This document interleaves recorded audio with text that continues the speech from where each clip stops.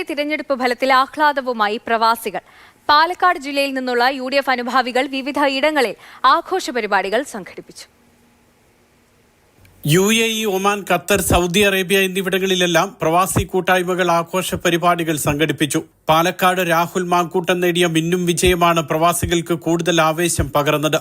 Dubai, Sharjah, Abu Dhabi എന്നിവിടങ്ങളിൽ Congress league പ്രവർത്തകർ ലഡു വിതരണം ചെയ്ത് പാലക്കാട്, വയനാട് വിജയങ്ങൾ ആഘോഷിച്ചു. പാലക്കാട്ടെ വിജയം അത് തീർച്ചയായും മതേതര കേരളത്തെ സ്നേഹിക്കുന്ന മുഴുവൻ ജനങ്ങളെ അംഗീകരിക്കുന്നതിന് തുല്യമായിട്ടാണ് നമുക്കതിനെ മനസ്സിലാക്കാൻ സാധിക്കും.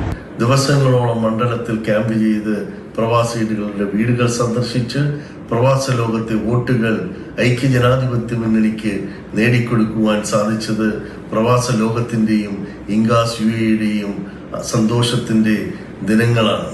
ഭരണവിരുദ്ധ വികാരം നിലനിൽക്കുന്നു എന്നുള്ളൊരു പ്രചരണം വലിയ രീതിയിൽ നടത്തിയിരുന്നു.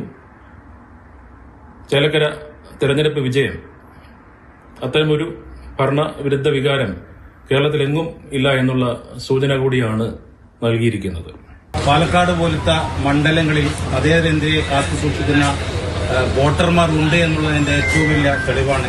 വിവിധ ഇടങ്ങളിൽ ഇൻകാസ്, OICC, KMCC പ്രവർത്തകർ ആഘോഷം സംഘടിപ്പിച്ചു. പ്രവൃത്തി ദിനമായതിനാൽ വൈകുന്നേരങ്ങളിലായിരുന്നു മിക്കയിടത്തും ആഘോഷം. വയനാട്ടിലെ പ്രിയങ്ക ഗാന്ധിയുടെ വിജയത്തിൽ ഇൻകാസ് UAE ആഘോഷം സംഘടിപ്പിച്ചു. മസ്കറ്റ്, റിയാദ്, ദോഹ എന്നിവിടങ്ങളിലും പ്രവാസി കൂട്ടായ്മകൾ ആഘോഷമൊരുക്കി.